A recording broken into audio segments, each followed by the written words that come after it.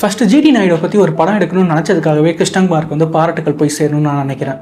ஏன்னா இப்போ இருக்கிற பசங்களுக்கு எத்தனை பேருக்கு ஜிடி நாயுடுவை தெரியும்னு எனக்கு தெரியல. ஏன்னா இப்போ இருக்கிற பசங்கள்லாம் யூடியூப், இன்ஸ்டாகிராம் பார்த்து தான் யார் யார் என்னென்ன பண்ணாங்க அப்படின்னு தெரிஞ்சுக்கிறாங்க. அதுக்காகவே கிருஷ்ணகுமார் அவர்களுக்கு பாராட்டுகள் போய் சேரும்னு நான் நம்புகிறேன். அவர் தான் இந்த படத்தோட டேரக்டர். நம்ம ரசித்து பார்த்தா நிறைய தமிழ் படங்கள்லாம் அவர் நடிச்சிருப்பாரு. இதுக்கு முன்னாடி ஓஹோ இந்தன் பேபி அப்படிங்கிற ஒரு படத்தையும் டைரக்ட் பண்ணியிருக்காரு.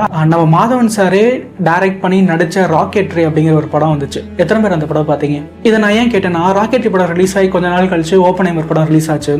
நானும் என் ஃப்ரெண்டும் போய் ஓப்பன்ஹைமர் படம் பார்த்தோம். அவன் படம் பார்த்து முடிச்சோன்னே ஆஹா ஓஹோன்னு சொன்னான். எனக்கும் அந்த படம் பிடிச்சிருந்துச்சு. உண்மையிலேயே சூப்பரான படம்.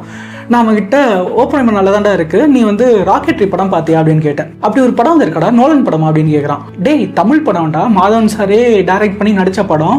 அது மட்டும் இல்லை, நம்பி நாராயணன் சொல்லி ஒரு தமிழ் ஏரோஸ்பேஸ் இன்ஜினியரை பற்றின ஒரு கதை. இது கண்டிப்பாக நீ போய் பார்க்கணும்டா அப்படின்னு. சரி நான் போய் பார்க்குறேன் அப்படின்னு சொல்லிட்டு போனவன் அந்த நான் இப்போ வரைக்கும் அந்த படத்தை பார்க்கவே இல்லை. அந்த படத்துக்கு வர வேண்டிய வரவேற்பும் பாராட்டுகளும் ஒழுங்காக அந்த படத்துக்கு போய் சேரல அப்படிங்கிறது தான் உண்மை. அதே மாதிரி தான் இப்போ நம்ம மாதவன் சார் திரும்ப ஒரு பயோகிராஃபி படம் நடிச்சிருக்காரு. அவருக்கு வந்து பயோகிராஃபி நடிக்கிறது பிடிச்சிருக்கு போல்.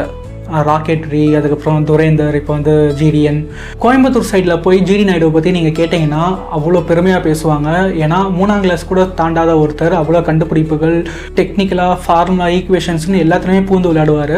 பயோகிராஃபியில் ஒரு பிரச்சனை ஒன்று இருக்குது. அது என்னன்னா, நம்ம உண்மையை மட்டும் சொல்லணும் அப்படின்னா அது வந்து ஒரு டாக்குமெண்ட்ரி மாதிரி எந்த ஒரு எமோஷனல் கனெக்டும் இல்லாமல், சுவாரஸ்யம் இல்லாமல் ராவாக அப்படியே போகும்.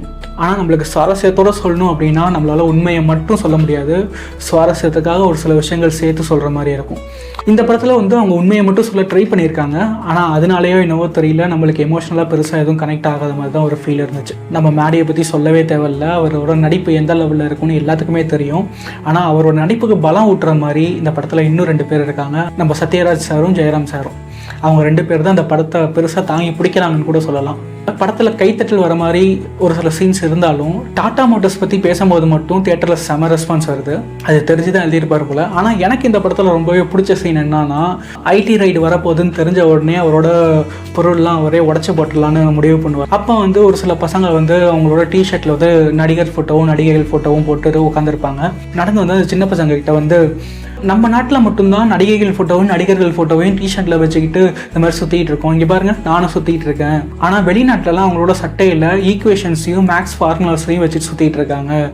உங்கள் படிப்புக்கு உதவுன்னு சொல்லி நான் வாங்கிட்டு வந்த பொருளை தான் ஃபஸ்ட்டு நான் உடைக்க போகிறேன் அப்படின்னு சொல்லிட்டு போய் உடைக்க ஸ்டார்ட் பண்ணுவார். அந்த சீன் பார்க்குறப்ப உண்மையிலேயே வேறு லெவலில் இருந்துச்சுன்னு தான் சொல்லணும். அதுக்காக தான் சொல்கிறேன், ஜிடி நாயுடுங்கிற ஒரு லெஜெண்டை பற்றி நம்ம கண்டிப்பாக தெரிஞ்சுக்கிட்டே ஆகணும். அதுக்காகவே இந்த படத்தை தியேட்டரில் போய் பார்க்கலாம்.